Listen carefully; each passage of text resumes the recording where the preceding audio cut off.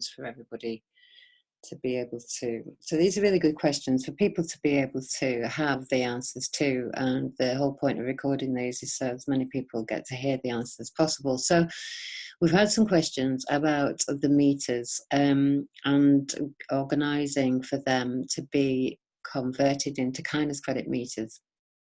So the first step that you do, obviously, is you assign the account into Minister and Ven, and you do that by notifying the supplier that it's gone into the name of Minister and Ven.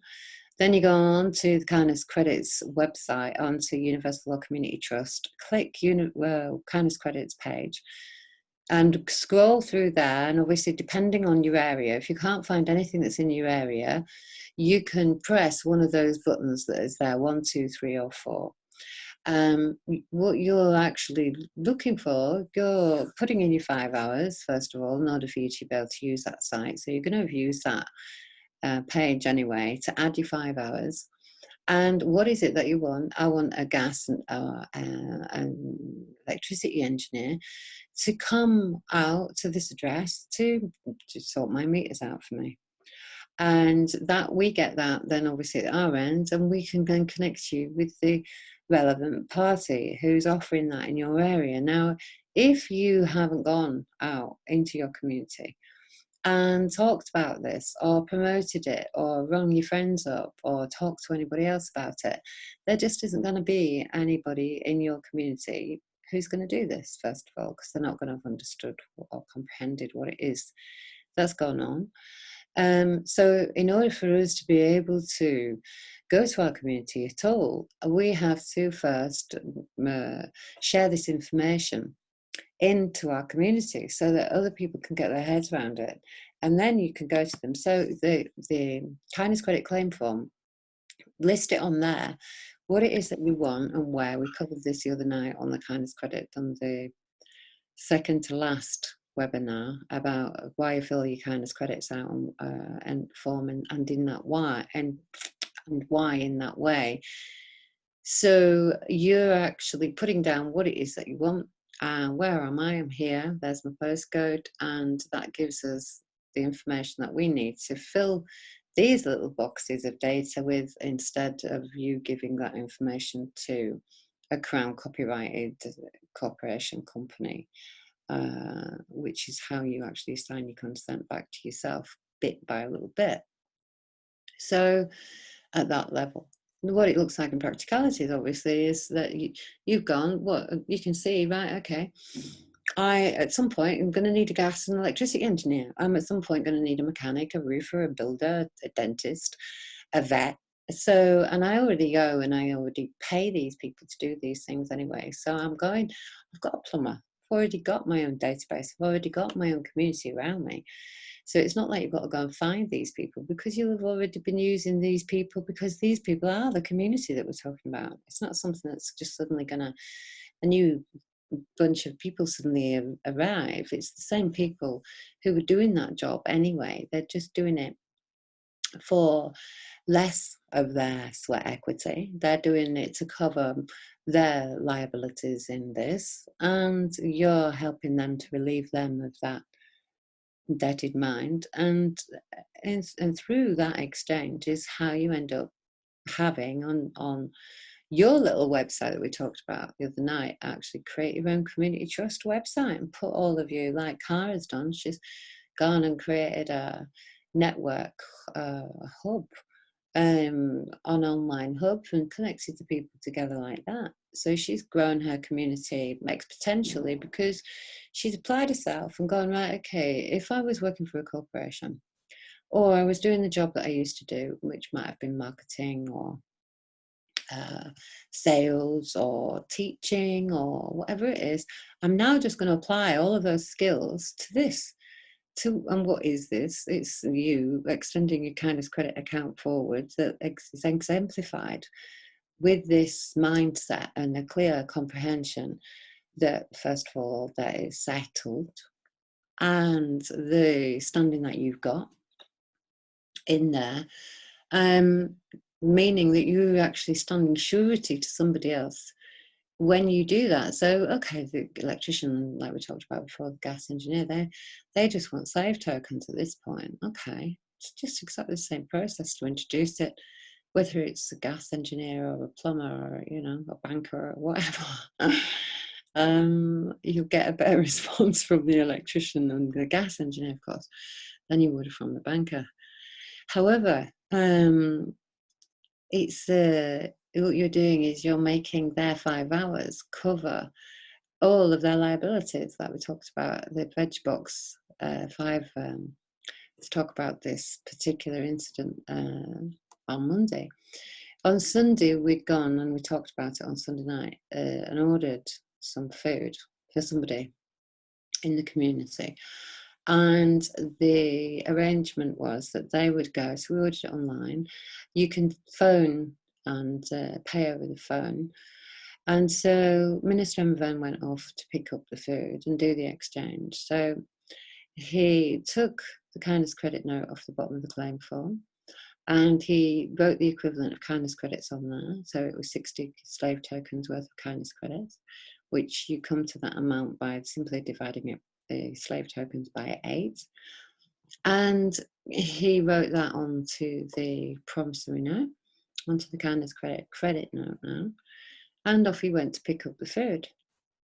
So we'd arranged that when he got there, he would call kindness credits exchange, and the kindness credits telephone exchange would convert the promissory note that had just been handed over to a very startled cashier, who and then said, I'm just going to call my kindness credits bank and they're going to turn that into slave tokens for you. So he handed the girl the phone. She wouldn't take the phone, and she went and got the managers, the farmer's daughter, actually. It was a farm shop. So the farmer's daughter's come on the phone. Hello, this is Kindness Credits Energy Exchange, and I need to convert that amount on there into fiat currency for you, because you don't know about kindness credits yet, do you? No, don't know about kindness credits. Apparently they were looking at him as if to say, you really think you're going to take a veg box with a piece of paper?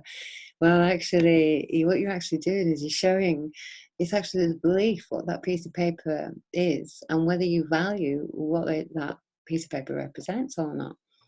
So at this point, obviously, the veg box is worth 60 quid. So, so I said, and you ask me for the card number. So, can you give me the card number? Yes, gave her the number for the holding account in fiat currency. And she just went, oh, you've paid us in sterling. And I said, yes, I've paid you in sterling because that's your locally accepted tender. But Minister Emmervan's going to leave that note with you. And he's going to show you how that veg box next week is, if your overheads are 1,000 slave tokens, that if you give 4 veg boxes over the month, then each veg box is worth 250 slave tokens to you if you don't take it in slave tokens and you use the veg box to discharge your liabilities with. But we'll talk about that with you next week if you're interested. And off they went. So that transaction there meant that what you've done is opened a door for them so that they've got a piece of paper that represents another bill of exchange, another, it's a receipt at this level. So yes, it's a creditor now, crediting and accounting for the extraction, if you like, of the kindness credits from his account into slave tokens. We have to cover that. So what it means is that company can now, they've got a bill of exchange now inside their ledger book and their till and their accounting to say, what is this? What does this mean here? Well, I can see that the transaction that it equates to on my till receipt was for 60 quid's worth of food, but it says a different amount on there. And it means actually that that transaction is tax-free if they choose to declare that transaction in the currency that it was before at the point of sale. So at the point of sale, when we made that order, our currency was in kindness credits. At the point where we walked to the shop with the promissory note, the kindness credit note in his pocket, it's in kindness credits. The point where he handed it over and took the veg box, and they looked at him as if to say, "You're trying to steal our stuff." And then obviously, here you go. Now you've got a piece of paper in one hand, and you're looking at the receipt coming out of your little merchant device, telling you that this piece of paper is the same as the credits that went into your bank account now. And that's the dong moment. So it's so simple. And if you just do it every time, wherever it is that you're going, give me a call and say, right, okay, I've got a quote off this guy for fixing my car. I know that I'm going to go down there and he's going to want this amount of money. And I want you to explain kindness credits to them. I don't feel comfortable about doing it myself at the moment. Put you on loudspeaker, so it's an opportunity for you guys to learn as well. What, just the basics, because that's very basic. And so, and at that point, you just do the same thing that Minister Van Cornwall did.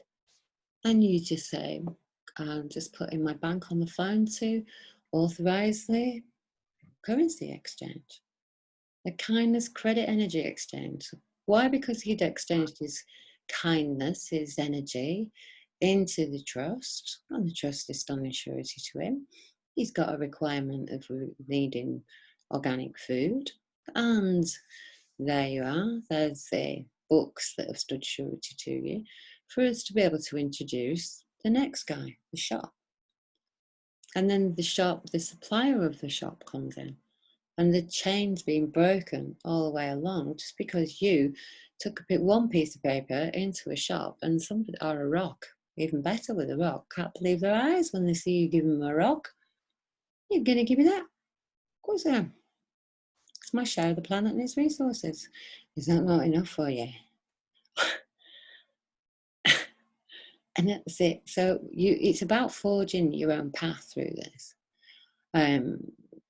Everybody has to do it. There is obviously the framework is there, but it's like standing in front of a great big pile of snow, let's say, and you can either do it face first and keep getting it open, or you've got this, not a shield, but a device, a tool in which to use. But whatever it is that you uncover on your way through this is going to be unique to you. It's not somebody else's road that we're all going to all going to go down. We've done that already. It's about standing there and say, this is why when people say, I know where you're coming from, you cannot. You can't know where anybody else is coming from, because you can only know where you're coming from yourself. So instead of looking at somebody and going, I know where you're coming from, ask yourself, where the hell are you coming from? And how is it that you can possibly know where somebody is coming from when they don't even know where they're coming from themselves? So when we're doing opposing, we're not opposing and supposing anymore. This is getting to the point where you take back all of those titles. Somebody called me today, I don't know if she's on tonight yet, and asked and said that I've got another door through in this minefield, if you like, and to still define myself. Is it right that I'm a settler? Well, it depends in what way, what definition it is. If you mean that you are the settler of your own liabilities, then yes. But does it mean that you are a settler as in occupying or colonizing some part of something? It's down to your determination of the definitions now. It's not about calling up somebody. We've had an example of this here today. The Minister of Events set off yesterday here to go to a court case that I'd already told them there was no court. So it's not going to happen. The only thing that's going to happen is you're going to get an opportunity to train some new police officers somewhere up the road between here and, let's say, the north of Greece. Very big place. And and obviously they did. You mean they're driving up the road and with the Operator number plates on the car, and at every toll there's a police car waiting. So they, what's all this with the car? Da da da. Ages and ages, talking about the documents. And for all of you who ask about, I need a paper, where are my papers? I saw the most beautiful paper yesterday, and it proved to me that my job is nearly done here, because the paper that they'd used to give themselves permission to go and travel freely was a document. Well, it wasn't a document, it was a piece of paper that was ripped out of somebody's exercise book with all of the tattered edges where it's been through the perforated, it's been pulled off from there. And it had a couple of thumbprints on it, and some black writing and some blue writing, some red writing, and a couple of MFN seals on it. Well, the first time that I saw it, I said, "What the is that?" And I was quite.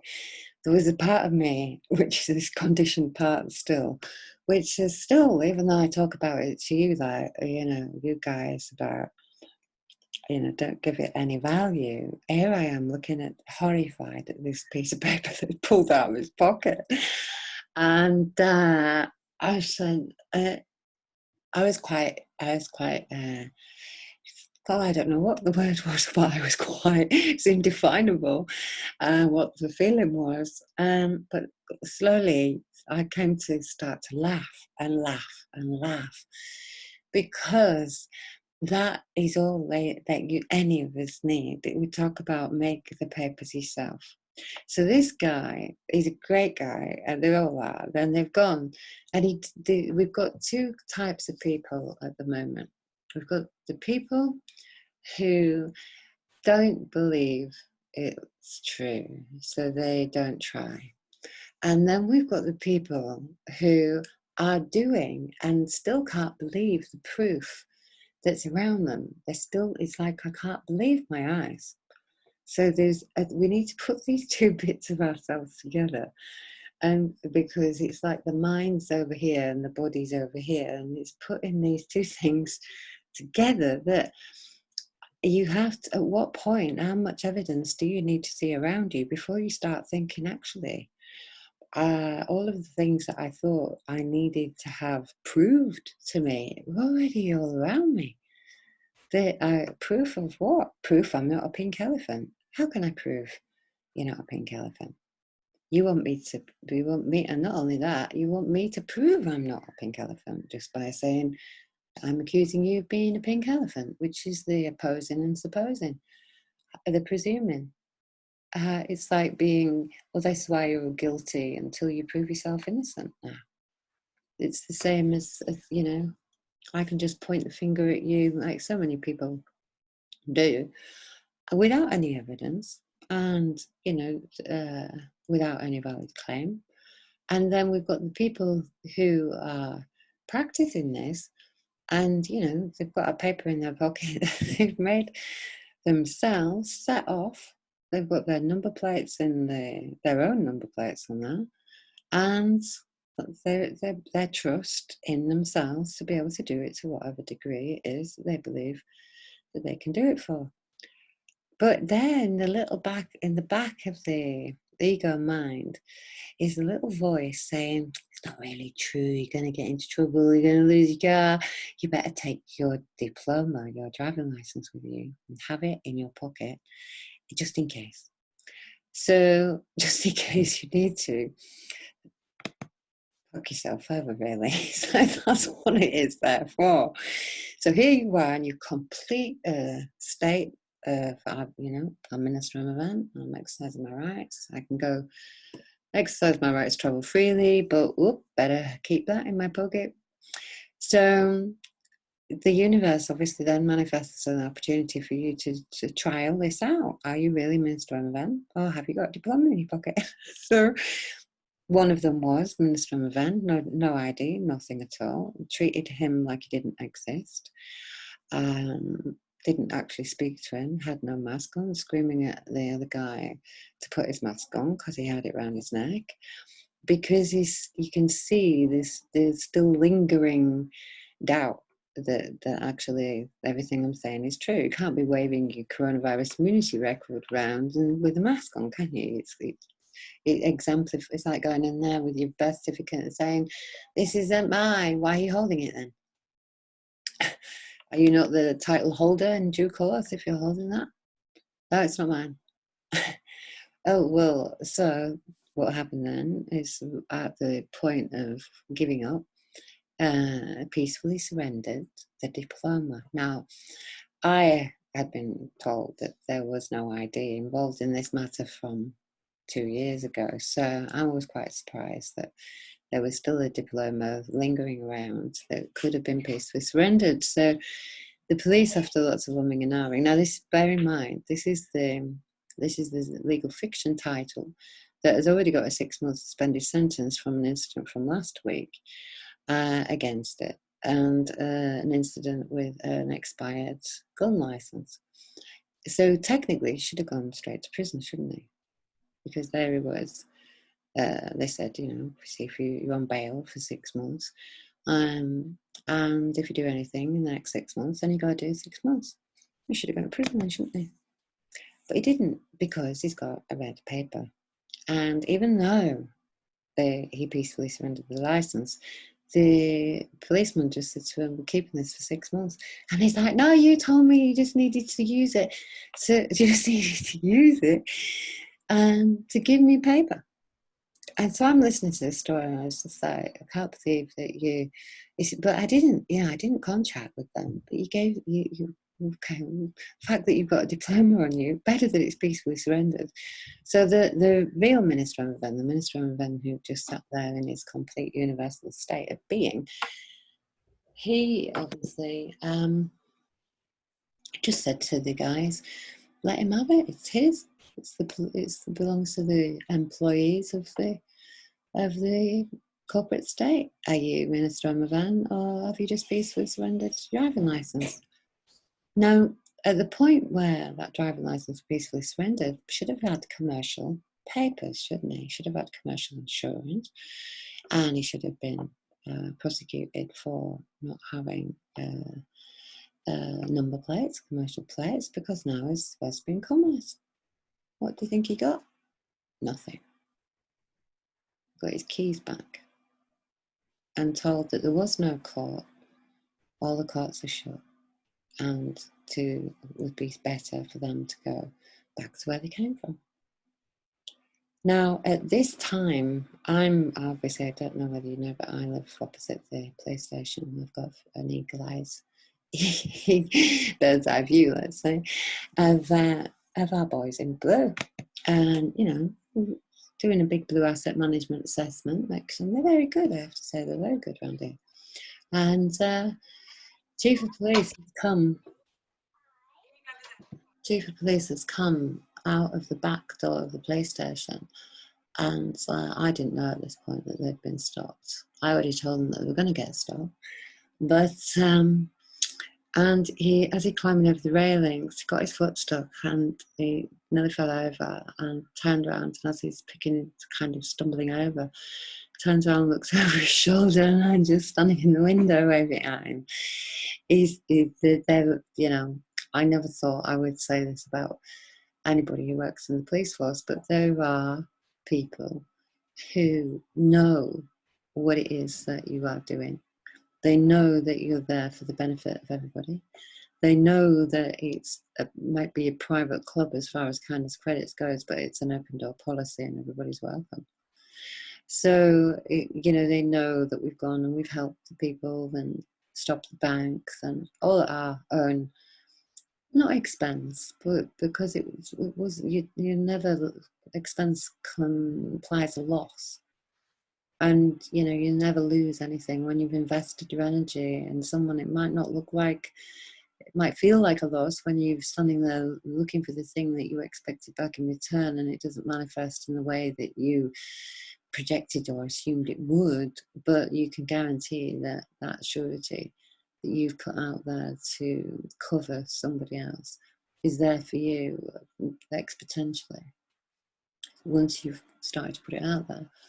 So it's the overcoming of that, I think, extension of your credit file, your energy that you are extending to another to cover them while they learn it. So however quick you do that is however quick it is that you will get the people's details on the website or in your hubs that you've created. It was great today. We just opened the Facebook, and every single one of my posts was different Universal Law Community Trust groups, the coronavirus homeschool group, the Kent one, the guys blaming Durham, the Lancashire one, our one. People asking questions in there. It's great. So, has anybody got anything that they want to talk about or any questions?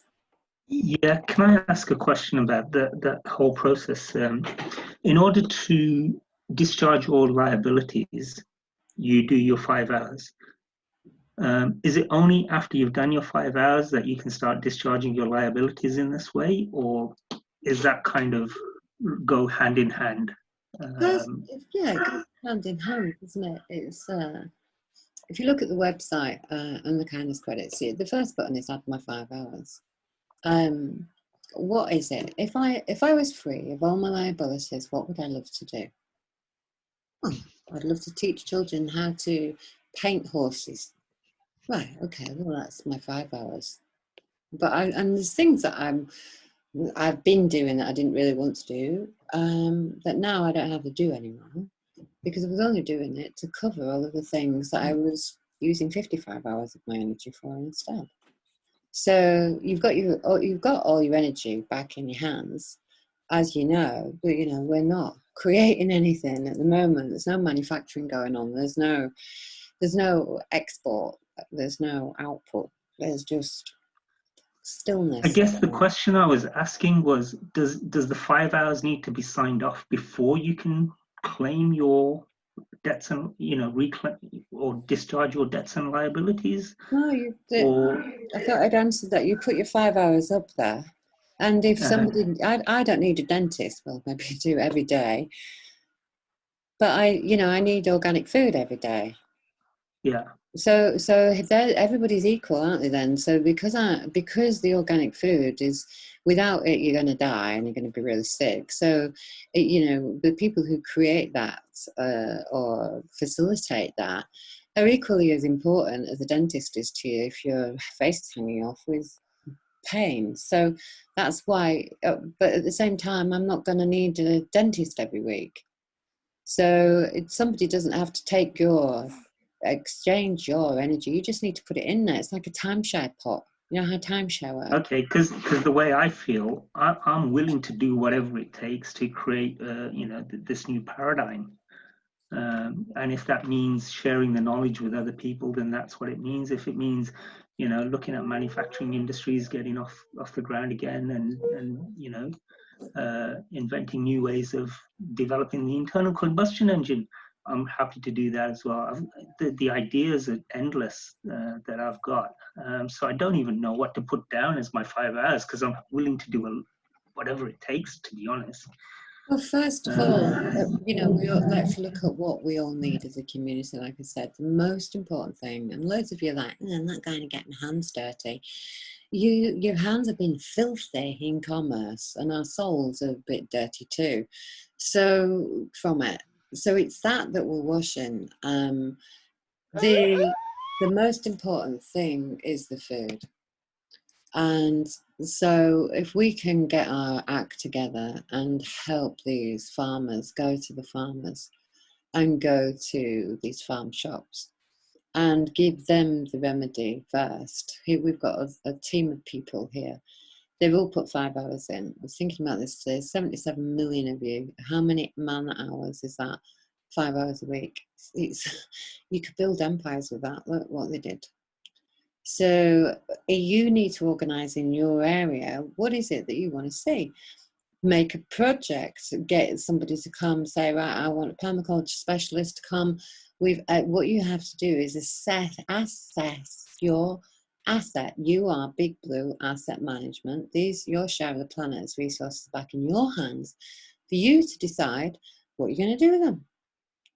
So organising yourselves and say, write your claim form and your community claim form is what's going to be your top of the list: organic food and clean water, if we've got any idea about sustainability, first of all. And the energy comes after that. Because as long as you can feed yourself and you've got clean water, you can sustain yourself. And then you can start to think about creating the energy that you have sustained first in yourself. And then obviously your family, and then your community. Okay, everybody's covered. Nobody's starving and everybody's well. On that basis, then you start to look at, okay, we've got this amount of oil, gas, whatever it is, put that away. What have we got instead? Fields where we can plant hemp. We've got people who want to manufacture that. We've got people who make clothes. We've got people who take natural products and turn it into remedies. All of these people around you already, who are already doing it. And all you're actually doing is being a portal, really, for them to connect to. I don't know if any of you bothered to read the Localities or Localism Act, but it's worth a read. It's an empty portal, of course, and all they do is steal your really great ideas and then decide who it is that they will elect or appoint to carry a project such as that forward, which is what they did with the Magna Road projects, and shelve it. So, but if you read the Localism Act, it explains what I'm talking about here through the privatization of our resources and services. It meant that there is a contract. You are assigning your shares to something. You didn't know that. You didn't even know you had any. So if I've been assigning my shares all this time to these corporations, what happens if I don't do that? Well, I need a cooperation then to be able to provide the alternative. So what have we got in alternative for oil? Water. What have we got as an alternative for energy then? Water. We've got people who used to work or do work for Boeing, jet engine designers. We've got architects. We've got all of the people who used to credit their energy to a legal fiction, who were these unsecured creditors of HM government. They became the secured creditors and they retired their shares from that corporation for trading upon them. Very simple. We've got no trust in the board members and the executive board members who've appointed themselves as the chief executives of our private corporate bodies, and they're not fit for purpose, so we sacked him. That's it. Whenever you were ready to turn around and say, right, okay, well, I've taken my share of the aluminium and I'm never going to use it again. It's a potty it's under non-disclosure. You're not touching the aluminium at all. Why? Because we don't know enough about it, for a start off. And for what it has been used for, spraying it in the sky and sticking it in people's vaccines, I think it should stay in the ground, especially when you see where it actually comes from and the destruction to this rock that goes through the process of extracting it. And I haven't seen any assignment of consent for any corporations to be using any of our resources in such a way. So go on. So looking at AstraZeneca, now that that's been secured, could we reassign their duties to, say, do a safety study on healthy food? Did you get your email today? I did, and I just looked at it before I came on, so I didn't read it all. Okay, well, it's on there. I'm not going to talk about that on here yet. It's Okay. Okay. what you, instead of disclosing everything before we do it, like we normally do, so we don't get to do it, we're actually going to do it, and then we're going to disclose it to everybody, because you won't be able to not see it. It'll be so apparent. It's in your face, and then nobody can. There's your proof. There's your proof. So that's why we need to, you know, what's the word, show a bit of discretion for when we're talking on the phone, things like that. If I've sent you something on Proton, please don't ring me up and say, that thing that you want me to do on Proton, does it look like it? Shut up, put the phone down on you. So, you know, go on, guys. We know what disclosure's done till now. So, obviously, it's not. Can I say something, please? Pardon? Yeah, sorry, no, I know it's just, it was very, very random, but I was just going to mention, when you was talking about the 5 hours, etc. I've just purchased a colloidal gold machine, so I'll get it within the next few weeks. If you know anyone that's sick and poorly, want colloidal gold, let us know. I'll be able to make some and send it over to them. That's awesome. I mean, it's doing things like that. So, you know, like you just said, if we're going to do test studies, then let's have a look at this amazing thing called nature. And I don't mean let's have an amazing look at it and try and replicate it and copyright it. Let's have a look at how beneficial it is and how it sustained us, and how, you know, if people were actually given access to being able to determine for themselves whether they wanted chemicals in this form, synthetic form, or whether they wanted the chemical reaction that was in tune with their bodies and their biology, instead of medical and medici, family cult spells and practices definitions, then yes, and that's what this training is going to be part of, covering part of, which is bioethics law. So, in answer to that, your question comes from the email, really, I think, and so we'll cover that. You'll find that covered in the training manual that's coming. But the answer is yes. It's complete reset. What you define what it is that you want to say. If you turn around and you say, right, okay, we've got all of these. We've got how many hundreds of thousands of people in Coventry, for example. That amount of hundreds of thousands of people. What does their share of the planet's resources of water look like? It looks like this. If we leave it in the stock exchange, it looks like this. That's what its value is. That's what this company's been doing with it. Okay, well, so this company here has been utilising your share of the planet's resources, and in a way that can never be defined as right, by adding chemicals to it. So what are you going to do about it? Are you just going to leave those chief executives making those executive decisions about you and your community and your actual source energy?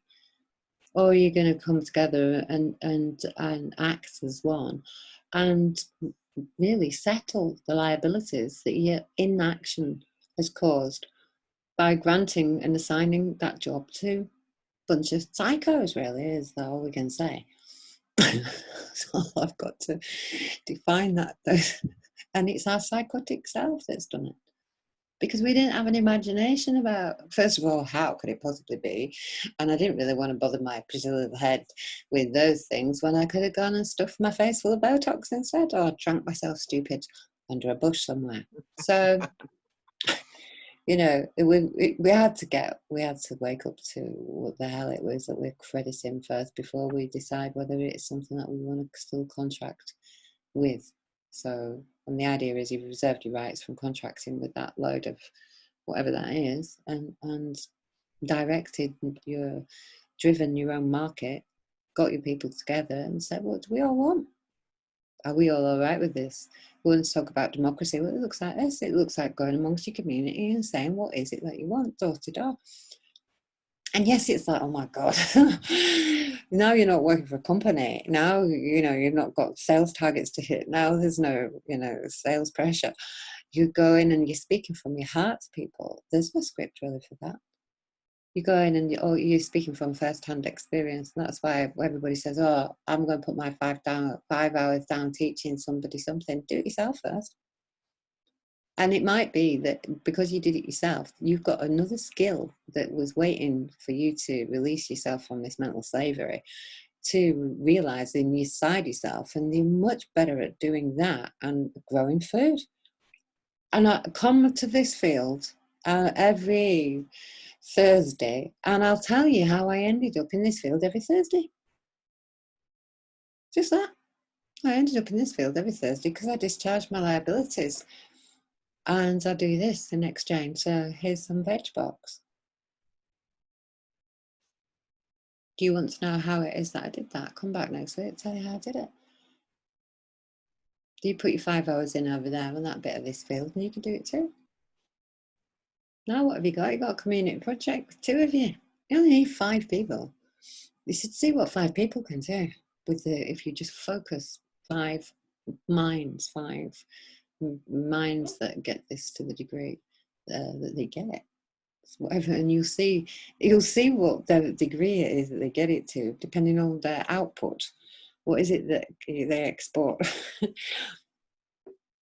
Is it, this amazing receipt, and call it apodixy in Greek, this amazing evidence all around them, and they're wandering around, they're like, I know I need to go back to the court now. I need a paper.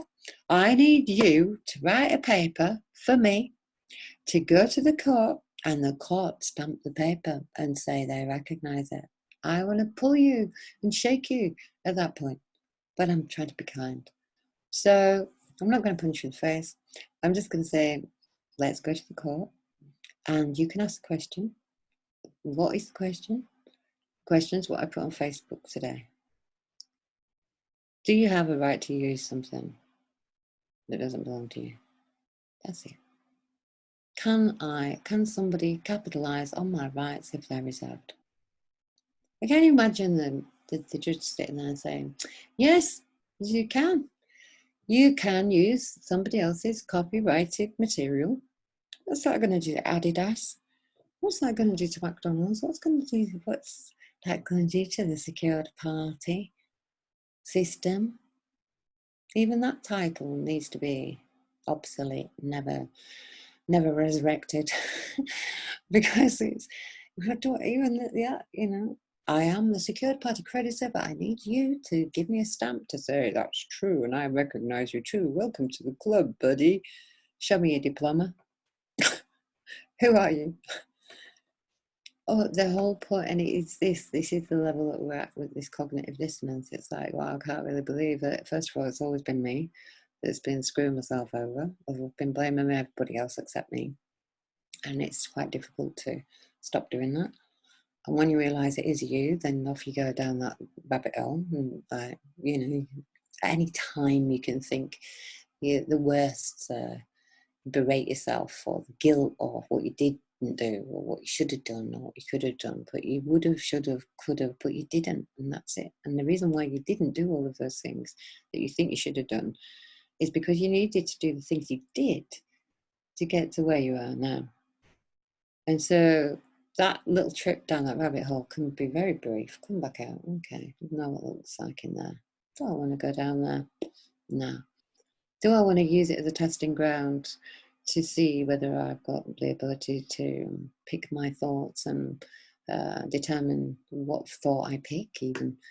Then yes, because you know where to go to find your horrible thoughts. It's behind that door over there. And I need to get my most terrible thought out of there to see how long do I want to stay with that feeling I get from that thought. Not long. There you go. Put it back in there. Boom, I can do it quick now.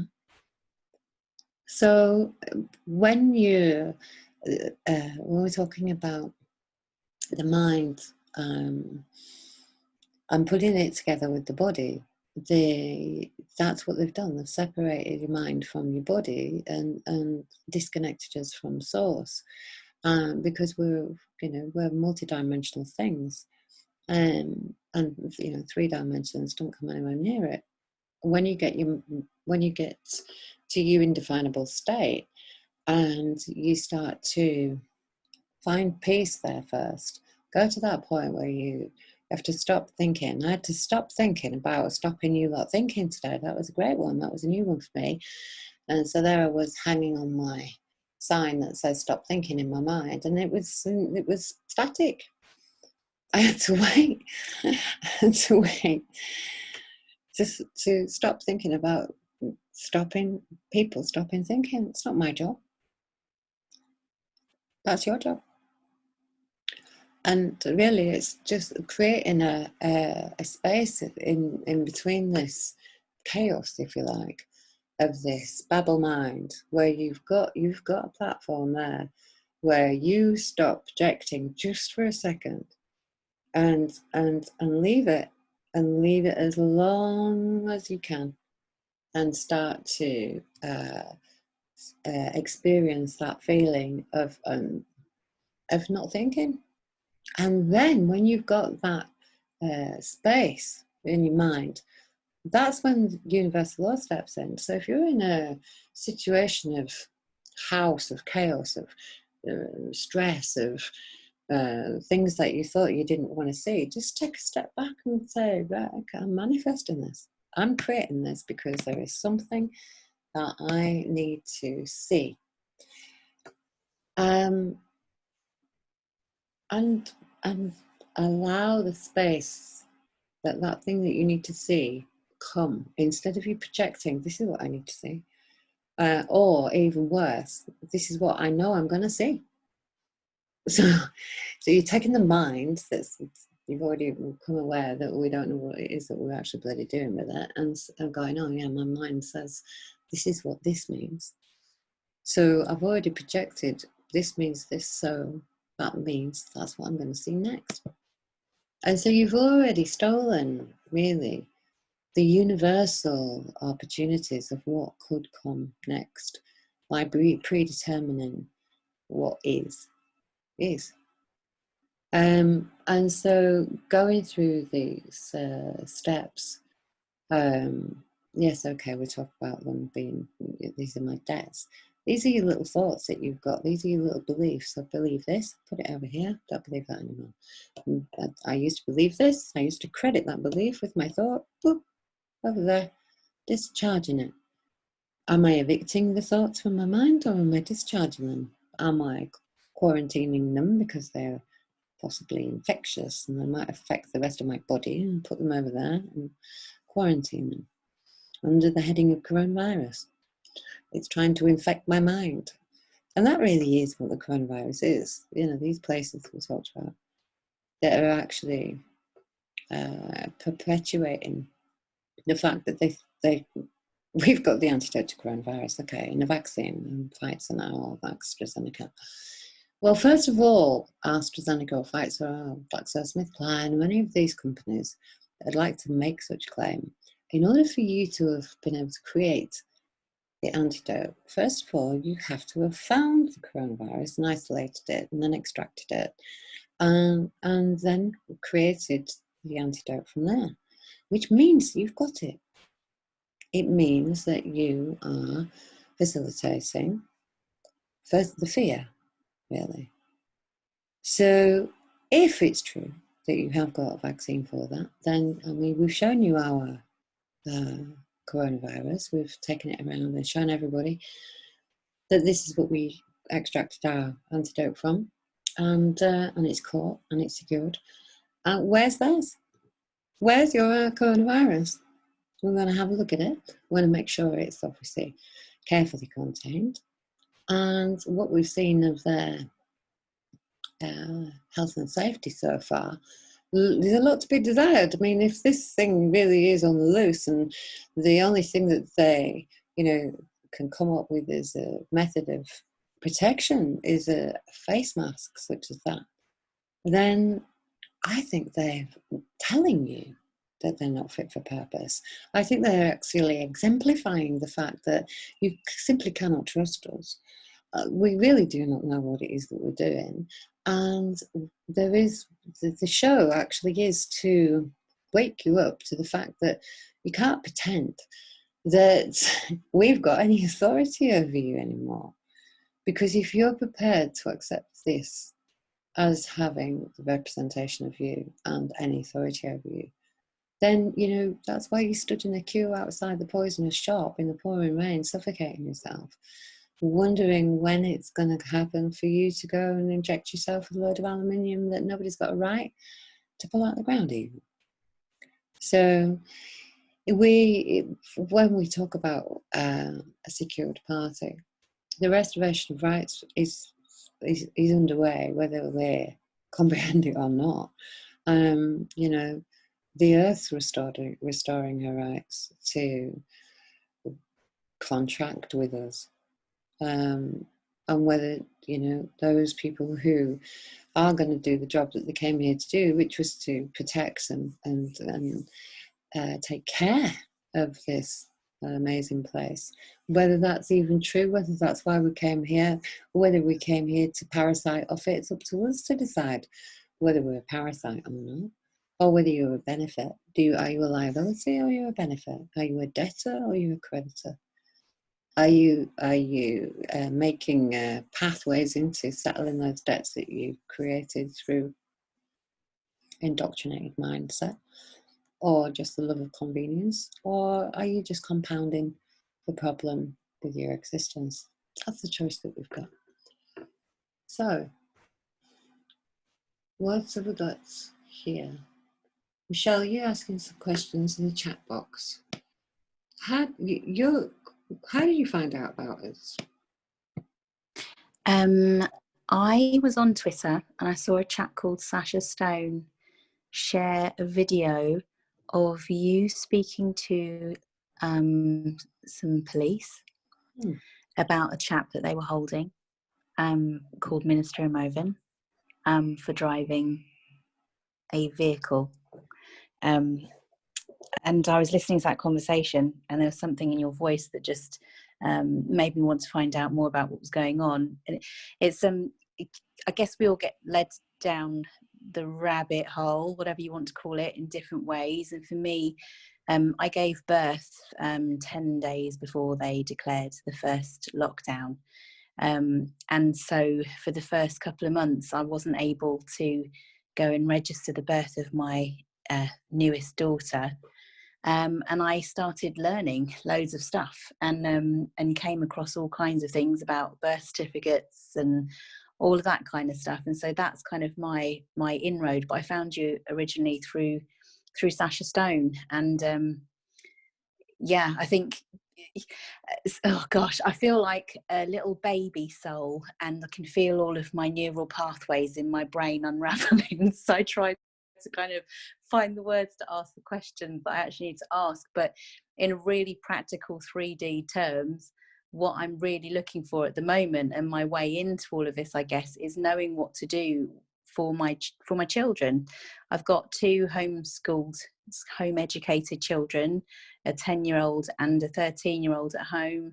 I want them to actually know who they are and to actually, you know, live their lives the way that we've always dreamed that they'd be able to. And those 2 were both registered, and I did that with complete ignorance and just actually was excited to do it and celebrated and thought it was a wonderful thing.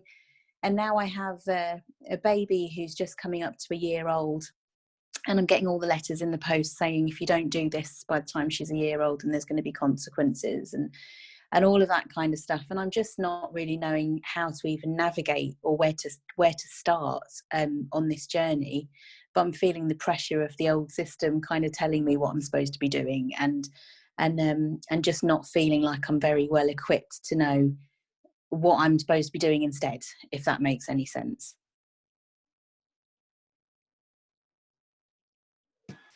Yeah, it's all, this is what we're saying, it's about forging your own path in this. This is just a structure of a replica, really, of a framework that would have worked really well if it had not been hijacked by psychotic criminals with mafious mind, really, that wanted to, for some reason, harvest our energy and consume our creation, whether that's us or whether that's them, or it's you, where you stand in that.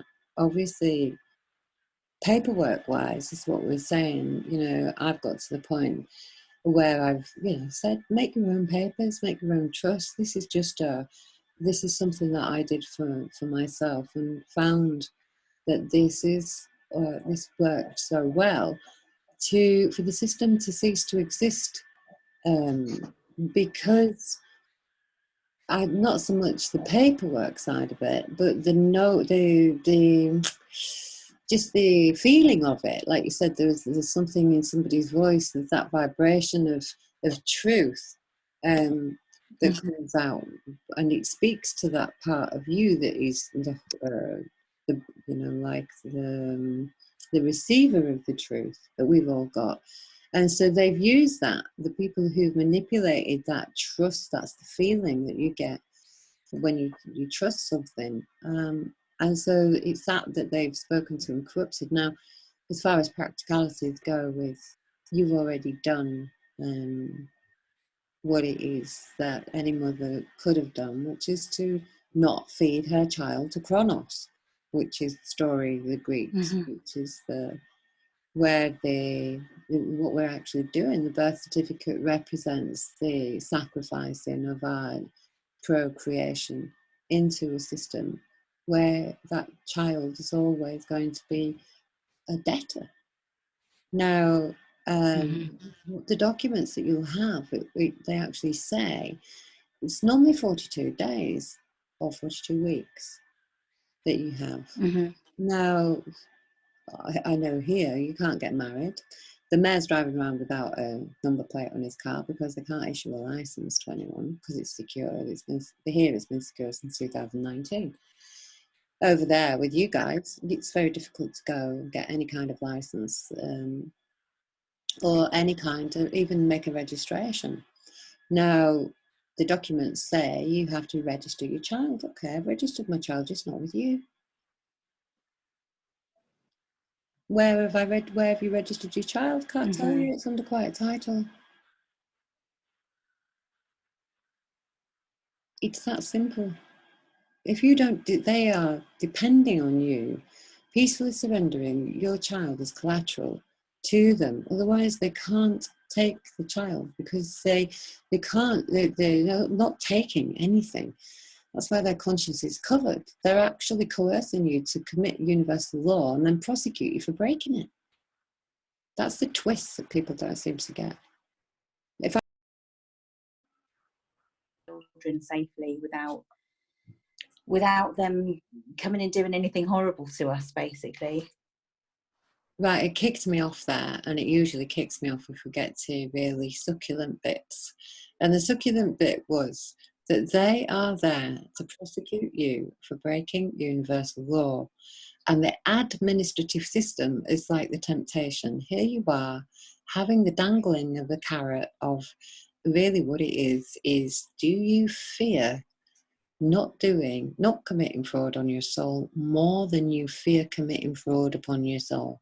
And when you decide that you fear committing fraud upon you, if this is built in fear, let me be more fearful of committing fraud upon my soul and see what happens there, and keep my soul intact, as opposed to pulling out my diploma or my driving license or my birth certificate, or going and fixing a contract with the system that you haven't got a right as a parent to enter into a contract on behalf of anybody else at all. We talked about this. By you assigning your consent into your trust can then prosecute you for you breaking the non-disclosure, first of all, just like they can do to their employees. If you've broken the non-disclosure, if you remain intact and say, obviously, I'd love to tell you what it is that I've done, but I cannot because I'm under non-disclosure. You set the precedence there. For them, you're offering the gauntlet, if you like, because you're saying, I know that your whole system depends on the terms and conditions of the birth certificate not being disclosed. And if I come into an open arena, and that's why the courts are all shut, because so many people know this now, that if they are to invite you in, the risk that they're taking to have it openly, you know, like we've done over here. Who are you? I'm the creditor of that account, now retired, and I hold all of the equitable rights. And I'm looking now at you, asking you, who the hell are you, to even imply that you've got any interest in my private matter. And what is my private matter? First, it's my procreation. And so by you remedying your standing, if you like, your procreation is automatically protected.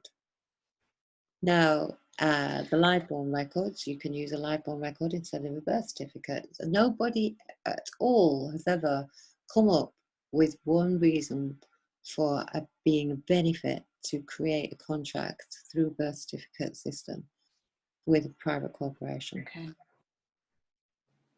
Not even 20 quid of slave tokens a week in child benefit. Not even that. Yeah.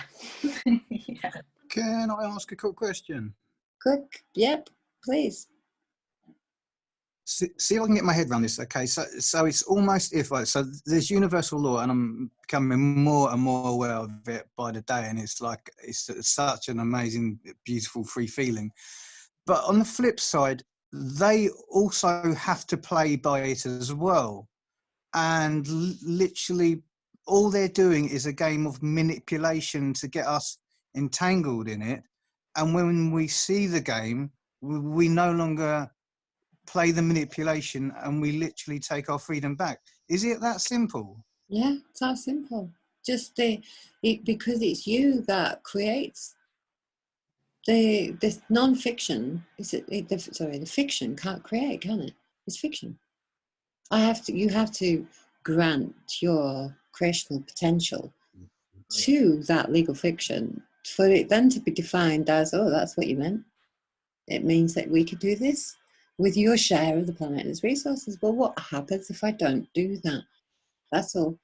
And when you don't do that, something else happens. What? Oh, there's universal, like you said, there's universal ways of being able to experience what is then, instead of being fed back. That's the echo chamber. I'll give it, you know, who are you? This is me. Who are you? This is me. Who are you? Can you just confirm your name, please? What? Can you just put your signature on here, please?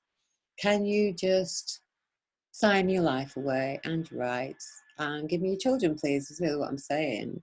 Can you just fix this contract so that I can assume all of your rights of the planet and its resources, toxify them, and then sell you them back in a form of making profit out of the choices that you make on the stock exchange, is really what they're saying. And if somebody actually came out and said that to you, like we said before, you'd reach across the table and throttle them, or you should at least arrest them.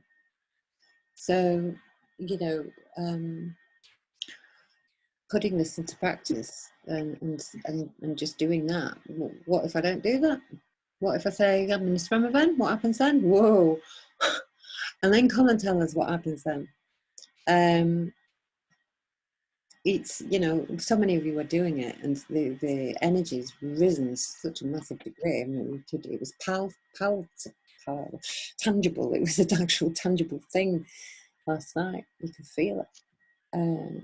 Just the collective consciousness of knowing that much is tips it. If you can just turn your videos off, please, because we lose the sound. Yes. Anybody else? Joanna, would you like to ask a question? Yes, please. Thank you.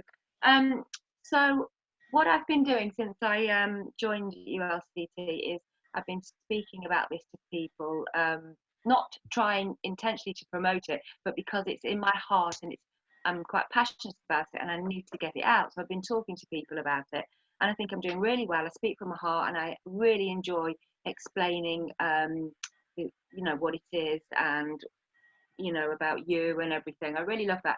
And then just when I think, yeah, I've done it, and everybody's going, wow, that sounds amazing, and then I get questions that I can't answer. So what I've decided to do is I've written a couple of questions down, and I wondered, and I'm sure the answer to them isn't going to be just a simple answer, but what it is, it'll be me being able to answer it to them once I've got it straight in my mind. So I just wondered if I could possibly just give you a couple of questions, or just one. Of course you can. Right, okay. So one question I got asked was, can I assign other trustees into the trust?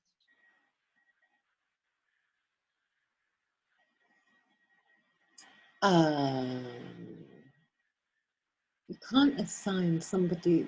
It's like saying, "Can I assign my child into debt slavery?" You can't assign the consent of somebody else. If the people who've labelled themselves as trustees of a trust assign their consent, then yes. But who would be usurping who in the title of trustee? If somebody is already appointed trustees other than themselves, then it would imply that they haven't quite got the me, myself, and I, and put their trust in others, Yeah. apart from universal law. Yeah. If most people have got a trust that they have registered, or they called it an express trust or a equitable trust, or Express trust. yeah. Yeah. Well, expressed what? And who did I express my consent to? Yeah. That's my question to you. Okay. Who? Mm. Are they the trustees? Another legal Whose definition is express trust? What does it mean to you? Does it mean express trust in their definition? If it does, then the thing is that prefix. Even universal laws are, for me, it shouldn't have a prefix. It should just be law. If trust is just trust, it's that feeling that you have in yourself. And if you've really got a feeling in yourself that you know that you can go and express and exercise your rights without any piece of paper or something that was dragged out of somebody's exercise book, then you are ministering your own energy and matter in movement without any borders or titles or definition, and definitely not without any validation. What is it that we have here is a group of people who trust themselves in universal law.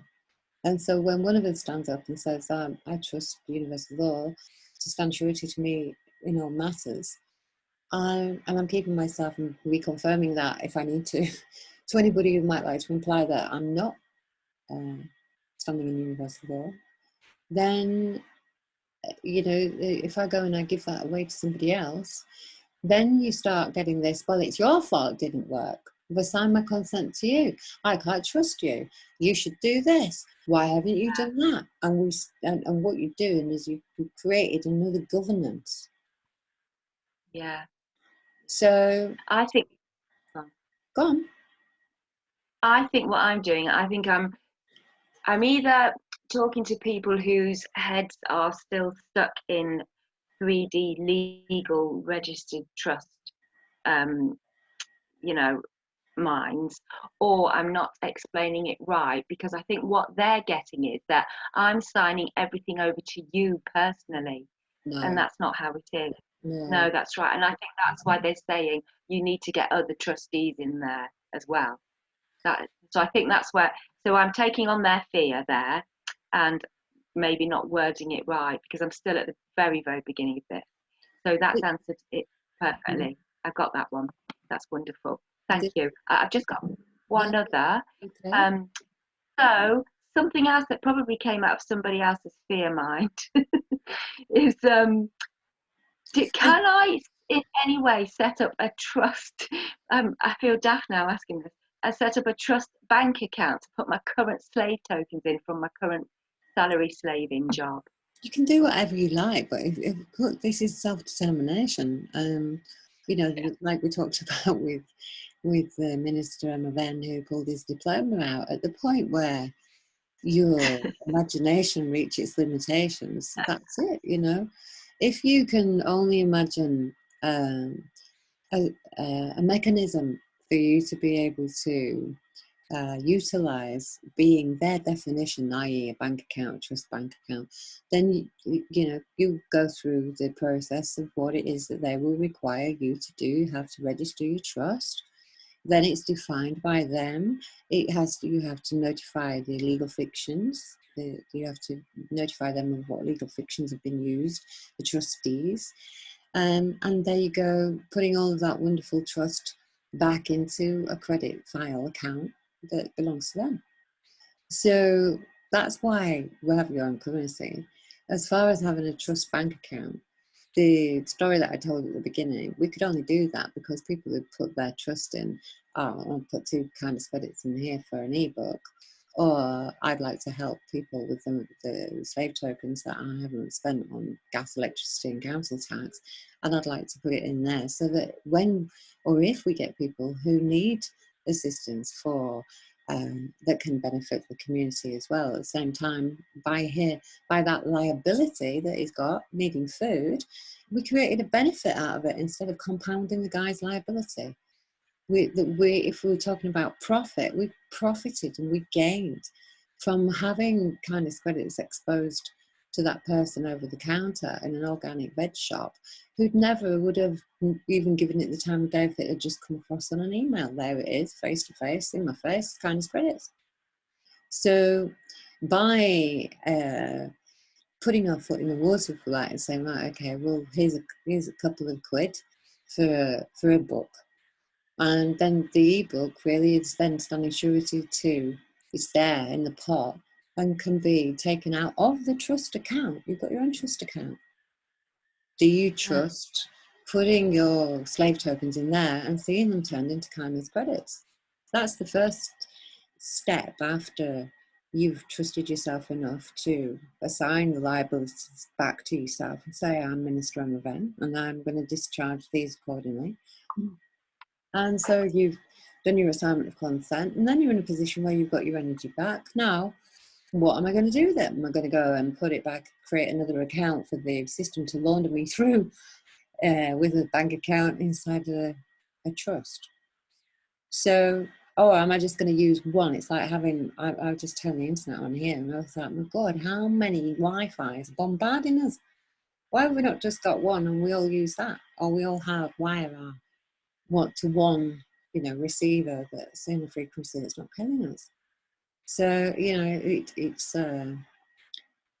it's by putting your energy back in a pot where we're all not singing from like a multiverse of a universe of multiverses, let's say, all with the same desire to help one another and to cut out the middleman. Put the person who can, or the being who can discharge another's need in exchange for what it is that they need. It's really simple stuff, and we don't need some circles on a piece of paper to convey one thing to another. We don't even need a piece of paper. We don't even need to use the rock. We're standing on it and in it, and all we need to do is restore the rights of our own minds, that you've got a right to support yourself and sustain yourself and your family freely through it. So in the end, it's not about, oh yes, okay, at the moment my energy is converted into slave tokens. I want to clean it. What better way to clean it than invest in a veg box for somebody to go and collect, and they pay with kindness credits over the counter to exemplify what it is that you want to be able to do, which is go and put kindness credits as a community currency. So then, what have you done? You've built your own trust. It's not about the definition of man-made trust, that's for sure.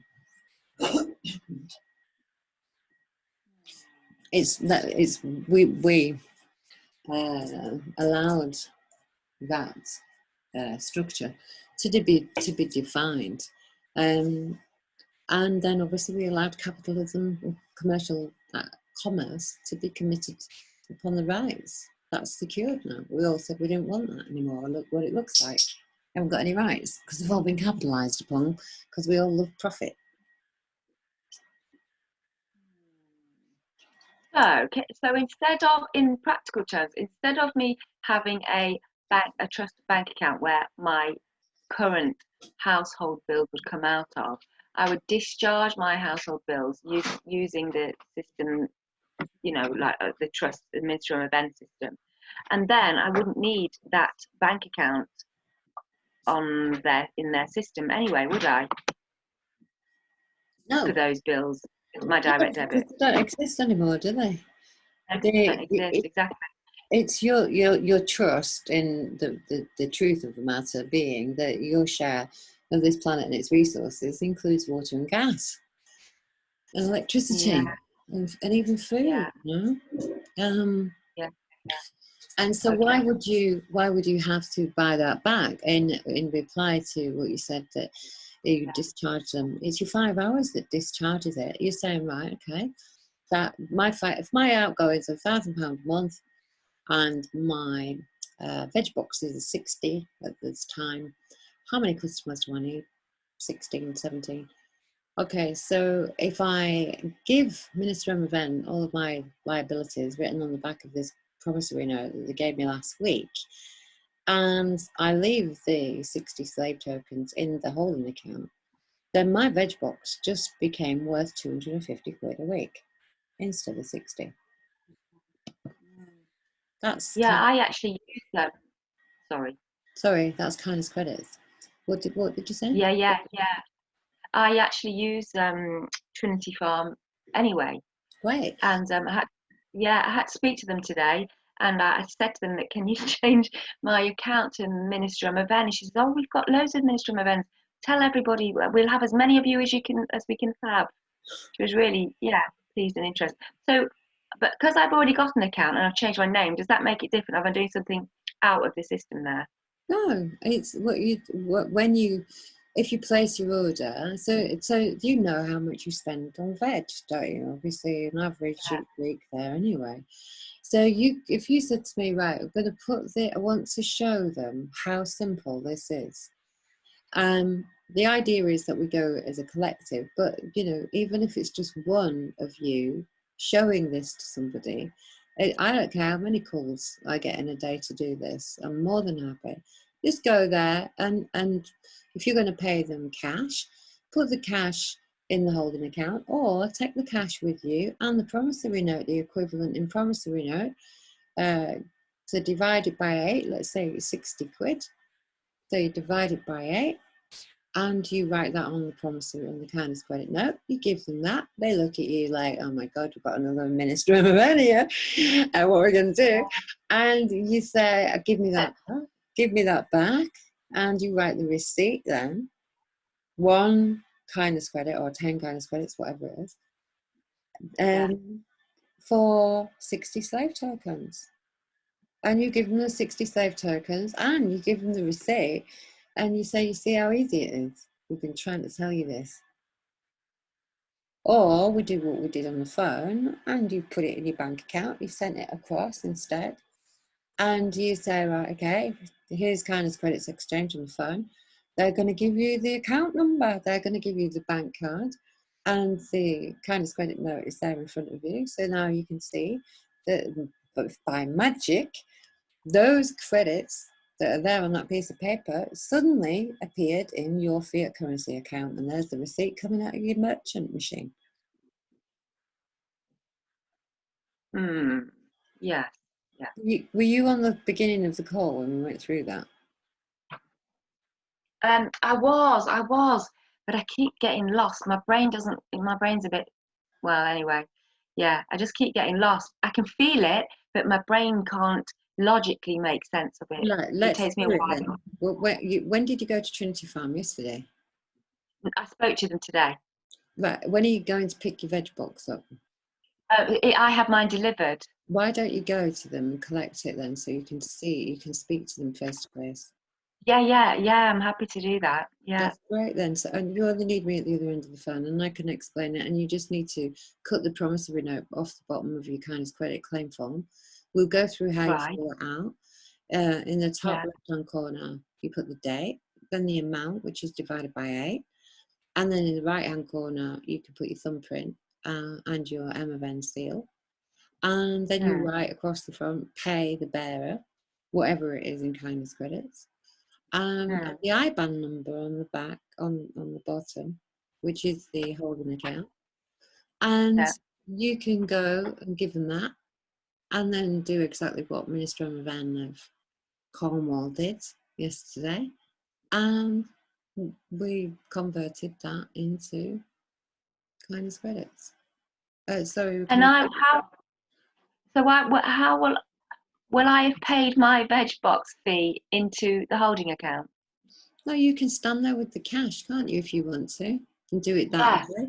Or if you want me on the other end of the phone, put it in the. I can even explain what's going on if you use it cash. If you want to put it in the bank, in the holding account, though, they're like, oh, but the objection you'll get is, oh yeah, but slave tokens came in my bank account. Yeah, it did, but as money exchange, not as income, not at point of sale, because at the point of sale, I'm standing here. Where is point of sale? Right here, right now. What do I give you at point of sale? Rocks. What do you change them rocks into? Fiat currency. What do you pay tax on? Nothing. Why? Because it's a money exchange. It's not. It's Yeah. not the point of sale. The point of sale is done in private currency. That private currency is then turned into local currency. What's the local currency? Well, because it's Slaveville, it's slave tokens. Right. Okay. Well, I can do that next Tuesday then. That's great. Yeah. So we've Yeah. also, because these Ardmores proving very popular, we're going to do, as I say, we're going to do another one in the next couple of weeks in the same area, but also all over the country. So I was going to add you to the Northampton one. Is it better if I add you to the Keighley one? Ooh, Keighley. Oh, I'm not sure Derby. where Keighley is. What about Stoke? We need to. Yeah, Stoke. Okay. Stoke, Derby, Leicester, any of those. Okay. Oh, thank you. That's wonderful. No, it's our pleasure, and we can connect those people together in that area that you've just mentioned there. Have you already spoken with Cara? Yeah. Karen, I'm spoken with Cara. Yeah. She asked me if I would take that on board, but to be honest, it's I don't like doing things on screens. I said to her, anything in person or on the phone, I'm right there, but I'm not that keen on typing on screens a lot. I tell you why, I've done a job for 21 years, just tapping on a screen, and Yeah, I don't need be to doing that. Go and help them at Trinity Farm. Make some more amazing food. Yeah. I'd love to do that. They're open to this. If you go and you say, I want to give 5 Oh, hours. she was so excited when I said I'd changed my name to Minister of Event. She was really excited, and she said, "Tell everybody, I'll have as many of you as you want." Yeah, What she said. she's great. They're great. Yeah, They've had some of our products in there already, and in the farm shop, the honey, some of the honey and the oil in there. And I think one of the Minister of Events is still doing 5 hours up there. I don't know. What happens is it's really nice, you know. I used to be worried when I was doing my happiness and wellbeing centre, because people, they'd come and they'd have 1 or 2 sessions, they didn't see them again, and it'd be like, you know, because they've got, and then you get emails, or I mean, I remember one woman, a nurse, and she contacted me 3 months after doing Gamma, and she says, here I am outside my nursing home. She'd jacked her job working for the state, got her head together, decided that was it, used the tools that she'd got, and created herself her own private nursing home. That's in Bournemouth. And so, you know, it's great. You find your freedom and off you go. You don't need to come back and keep reporting in or tell us how it's like coming and saying about going in the prison and they're calling somebody else's name, and you pop up and say, it's not my name, it's not my name. You don't need to keep coming back and confirming, am I all right now? Am I all right? Am I all right? Am I all right? Oh my God. Give me a piece of paper, I don't feel all right. Make your own bloody piece of paper. Yeah. You know what I've done, which has really helped, is anything that any emails or anything now that I get and I have to register, I'm registering as Minister of Event. It's so lovely to see Minister of Event coming through on like my shopping, or do you know what I mean? I really like it. It's really reaffirming it. Yeah. Post yourself a letter. Yeah, no, I've had to do a couple of things. Yeah, I like it. Some of my delivery, when they're delivering, deliver to Minister of Event. I love it. Oh, that's a good idea. You could post yourself your assignment of consent. Yeah, that's a good idea. Your trust is really rich to you as Minister of Event. Might help people, really might. You know, I might do that. whatever helps Yeah. you, practice this. Yes, you might. Yeah, that's right. I might do that because it's in that opening when it's addressing, you're opening something that's addressed to Minister of Event. It's so good. Yeah. Okay, lovely. Thank you, Lisa. Thank Thanks a you, lot. Emmy. Thanks. Yeah. Bye. Has anybody else got any questions? Oh, can I ask a quick question? Of course. About Kindness Credits account, I tried to upload on the page on website. Do I wait for a few days for approval? How it's gonna work? Because I can't see my account is there, but I uploaded. What do you mean you've uploaded it? Where?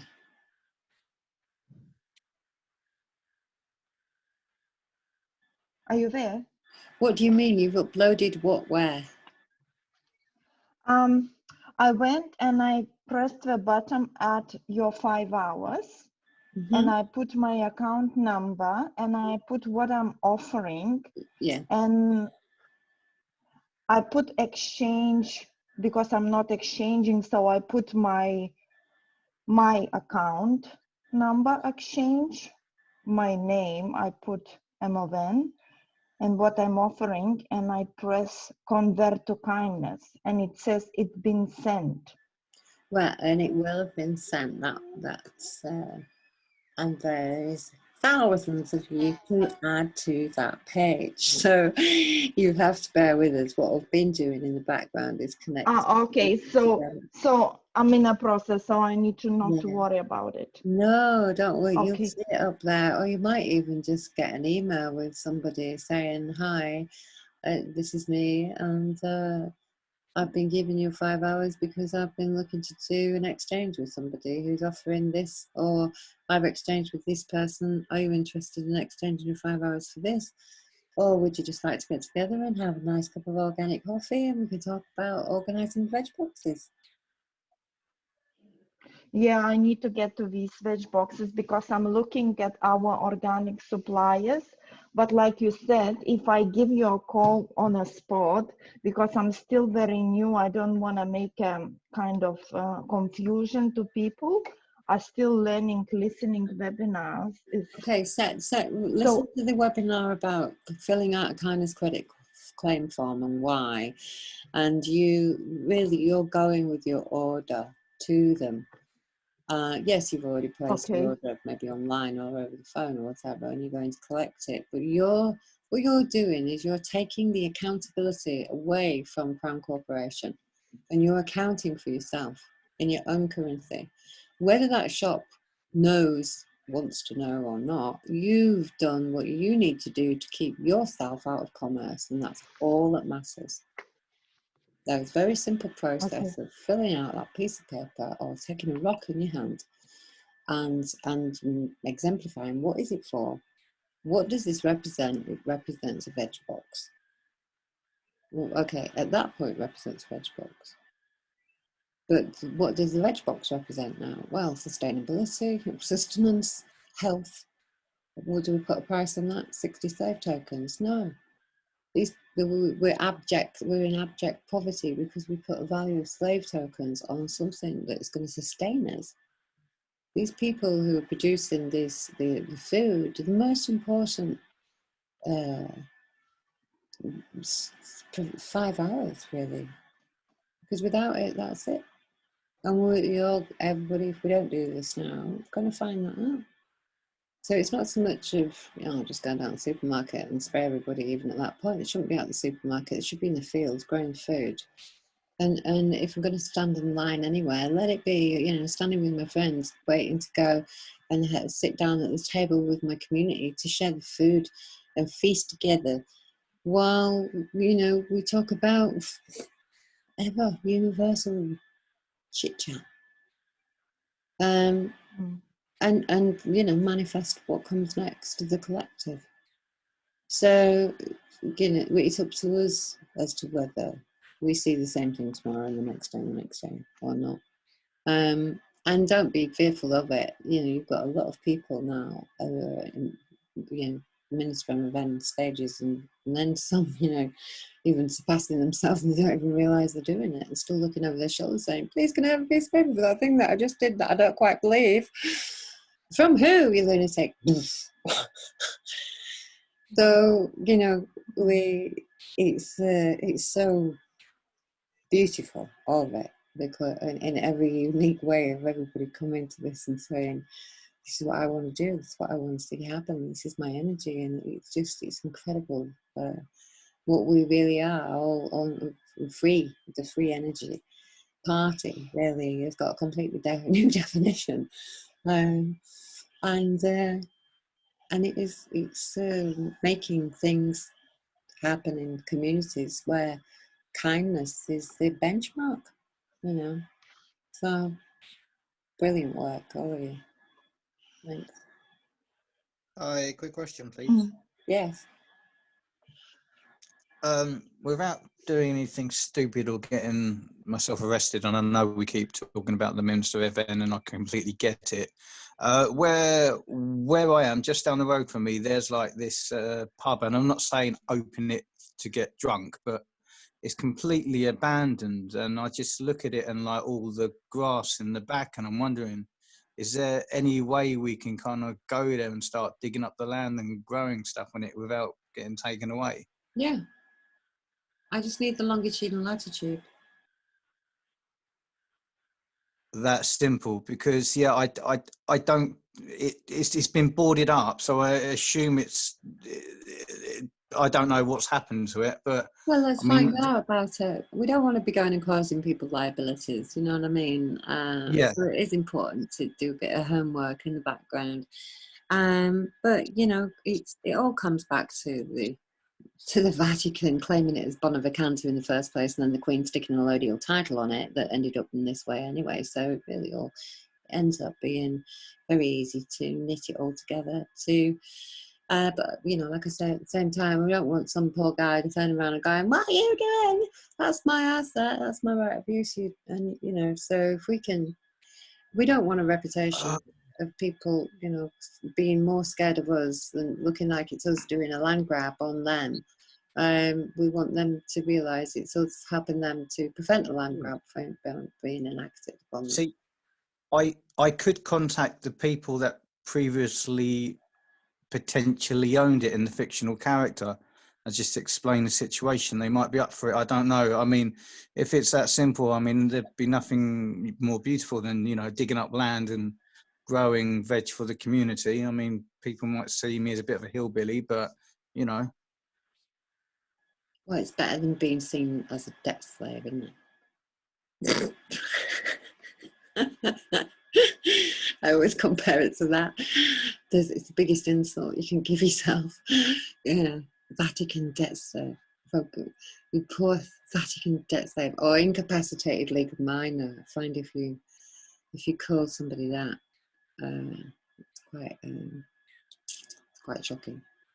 So anything except those two things, really. I'm taking hillbilly, I'm taking hippie, I'm taking tree hugger, I'm taking eco warrior, I'm taking all of it, except incapacitated legal minor and Vatican debt slave. They don't apply to me. Awesome. I'll find out, or I'll just, or even if it's worth, because there is a few bits of abandoned property, and it'd be good if we can do something. Yeah, I know it's been done because of obviously stories of people in other areas. It's just obviously getting my head around that to know, you know, there could be something just down the road where we can potentially start digging up and growing. Just seems out of this world. Yeah. Because you're secured party creditors on your Ministerial van and you're lawfully obliged to ensure the restoration of rights of the people, which include accessing their resources freely and in a way that's not going to kill them, then that's a warrant, isn't it, under universal law? You're under warrant. It warrants that. Our community warrants that. The rights of the people warrant that. Anne's just put a post in there. There's a Suffolk, anybody in Suffolk, 5 hours a week offers to help in a, I think, did you say it's 4 acres, Anne? Yeah, well, there is 4 acres there, but it's not all about able to support horticulture in a way, because there's a couple of acres of like pasture where I've got nut trees and woodland and stuff like that, because it's a marsh. But the higher part of the land, there is a half-acre walled garden that my dad's built, and it's beautiful, but he's lost his mind. He can't do it, and I'm just struggling there on my own. I've got a compost bin built now, and I'm starting to make the compost, and I've got the garlic in. You know, I'm getting there, but it would just be so brilliant, because I have to spend most of my day just on parent watch, really.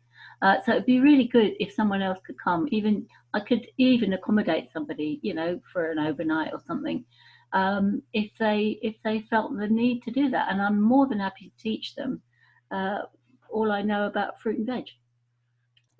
What an offer. That's beautiful, thank you. So there we are, guys.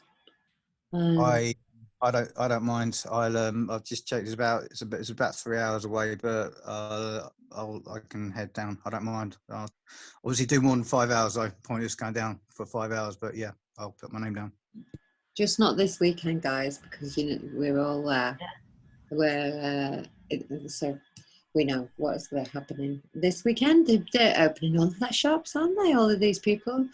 I hope they got enough knowledge for them to be able to realise that just with a rock at point of sale, they are no longer in commerce and they are in a private, they've created their own private club or private affair or tax haven or offshore account or casino or what they call those gift cards, going to Marks and Spencer's and I turn £10 into a £10 gift card, give that to somebody, they go in the next day. Marks and Spencer's don't pay tax. Why? Because that transaction was in their currency. Now, that's why if these businesses just simply have, one of the guys opened the shop today here, just put a little sticker in the window with the MFN logo on it, the seal. And that's it, and that's it. It's his surety. I'll put that up there, that's it. So, you know, it's whatever it is that you feel that you need in order for you to feel confident about exemplifying this in your community. And like we said, we've got all the backup and you've got the facilities, just need to apply it, that's all. Somebody, we got another question to Anne? No, I haven't. Sorry, I forgot to take my hand down. I'll do that now. So, what else have we got? Any I've more? got a question. Okay. Hello?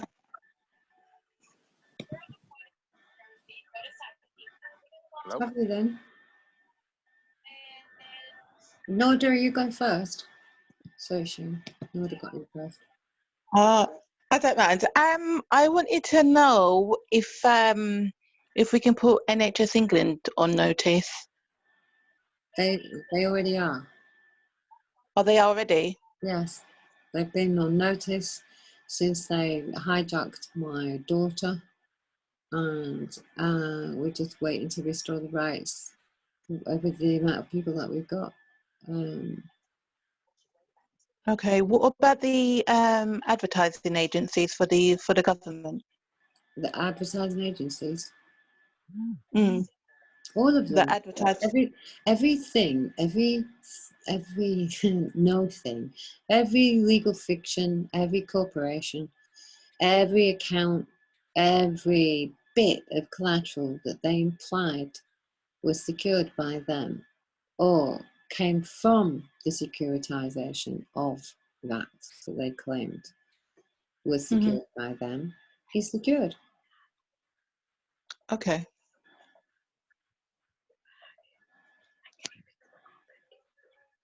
If you're interested in doing the restoration of rights order, there's a few people who are already getting trained up on that, and I'll send you over a little pack that's been done today to start to fill the gaps in for people if you want that. That was quite Oh, exhausting. yes, please. Doing Yes, that. please. Okay, I'll send it to you. All right. Thank you. All right. Did you get the account number for your child?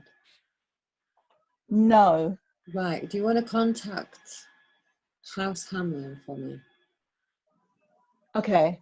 All right. And send me an email address. Each account needs its own email address. Okay. Okay. Okay, I will do. Lovely. Now, Thank you. Shane, you had a question, didn't you? Yeah, I was just going to ask you. We've got allotments all over Kent. No, there's one behind my house. There's one in front of my house. There's lots over Tunbridge Wells.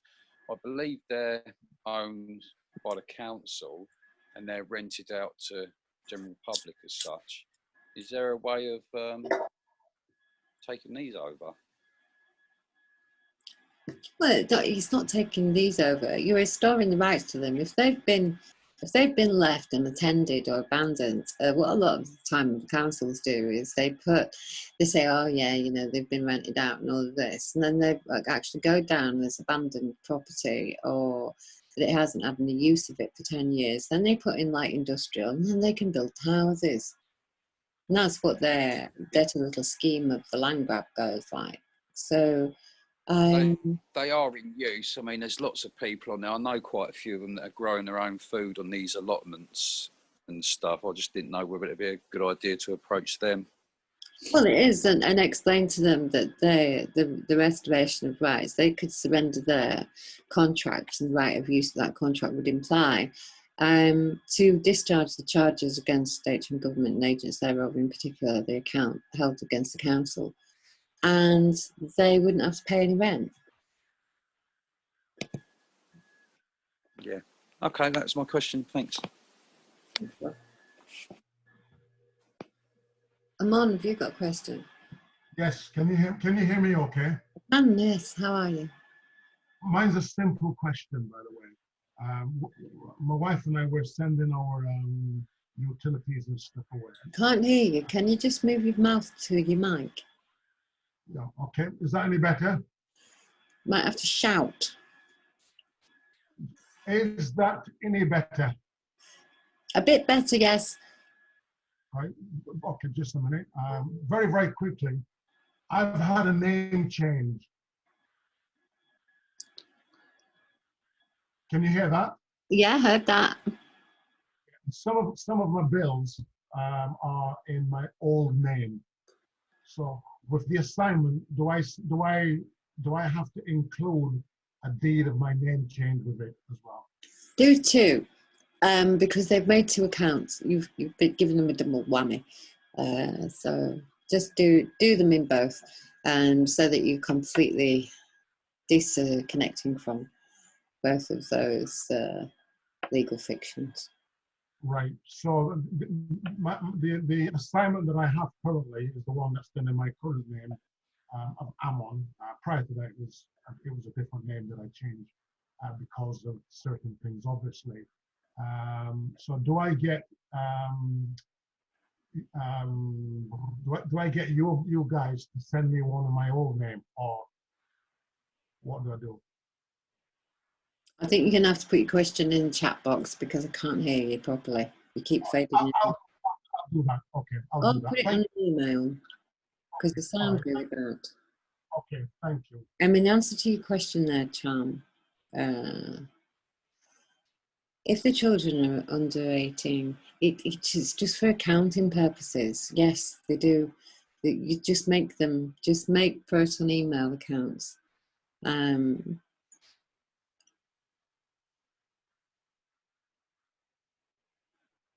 suppose we could, yeah.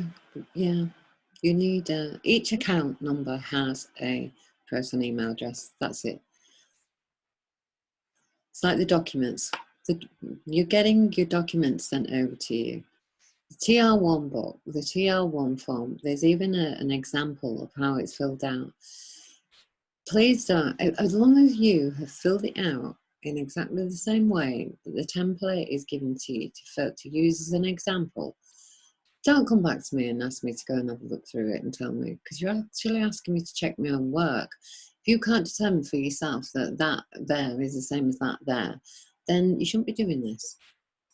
So, you know, I never offered to be your nanny, so you need to look at the documents that you've been given as an example. The ones on the website are examples. You are not that name, and it is not the 17th of November 2016, is it? So don't print off that and send it off and get it printed and put your thumbprint on it and then go, oh my God, that's not me. It's very funny because no, you're right, it's not you, and actually saying don't use that name either, so that's good too. But it's not, you know, think what you're doing, or stop thinking what you're doing and let the universe just guide you through it. These documents that are online are for educational purposes only, let's say, and so you can give it consideration. Oh, this is what I'm saying, okay? Am I all right with that? Yeah, I'm all right with that. I'll put my name on an email and send it over so that my name can be added to that. Or I'm going to actually open the document and I'm going to edit it myself and I'm going to put my own details in there and I'm going to send it off. And then I'll send a copy to the trust so that they can give me an account number. These steps do require a little bit of self-determination, but you know, not too much at this level, because the whole idea is it's not about how determining for myself if I got to do this right. It's just paperwork, and so bear in mind that, you know, the value that we give really to the paperwork has been the problem in the first place. You know, what's something, if I've got a piece of paper and it's written on there that I can kick you out of your house, then you believe it and you'd let me kick you out of your house. If I came and I said I was from the bank and I had 2 heavies and I had a rubber stamp from some kangaroo court somewhere, you would leave. That's the sad part. So, you know, we're trying to annihilate the belief in it's the spoken word that has the value. And it's that contribution to my community of 5 hours of my time.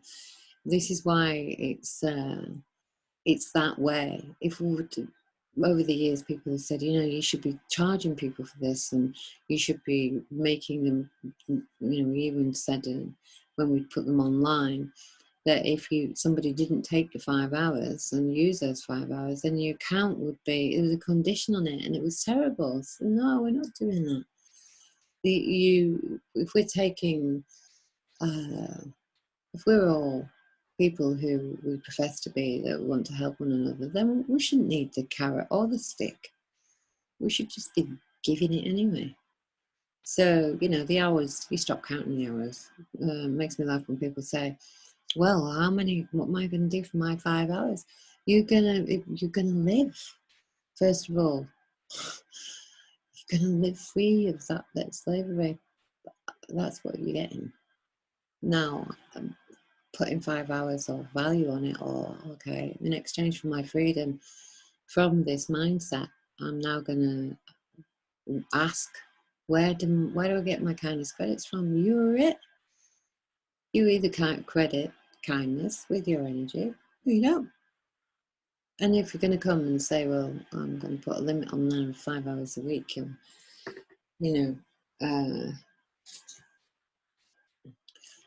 give it a value. And that's what we're trying to do with this financial logic, is really your 5 hours a week is all your liabilities discharged. And then we had people turning around saying, well, that's not fair, because some people might have £3.5 million debt and they've only got to do 5 hours. It doesn't matter. We're all equally debt slaves. If you've got a £3 million debt, you've just got a bigger debt to settle, because you must have persecuted people more to have the credit rating that would have sustained the opening of it and the ability to generate 3 million slave tokens worth of credit. So you've got a big debt to settle. The fact that you're no longer supporting that system to that degree, and we've managed to get you out of there into another place where you're not doing that, then that's what we've all gained as a community. Like, you not being left to run amok, if it were, willy-nilly, going around persecuting people to pay these debts that you thought you needed in order for you to have a better car than somebody else, or whatever it was that was driving you to persecute people for profit.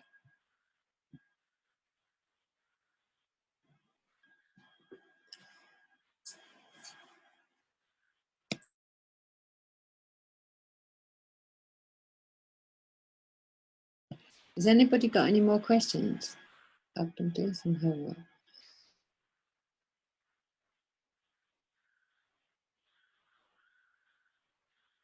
Okay, well, if you haven't got any more questions, and I haven't got anything really else much to say, I'll look forward to speaking to you. Have you got another question, Norda? No, I don't. Okay. Has anybody else got any more questions?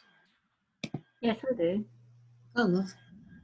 I'm trying to do my kindness credits claim form and getting in the muddle. I think you did a recording about it. What date was that Zoom meeting? I've been trying to find it. I'm not sure if I've got the right one. It's on the Universal Law Community Trust YouTube. Yeah. And is it the one with the credits logo on it? Don't know. It's like the one has got. If you click on the texts, it tells you what each one. It's a description of what's on there, and it says this one. Okay, thank you. I have to download them in order to listen to them. That's the trouble, and of course the text doesn't come out with it. So I'll just look at the text before I download. Thank you. I'll do that. All right, love. Okay.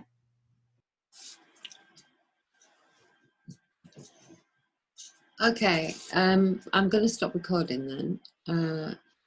Sadia, do you want to ask your question in private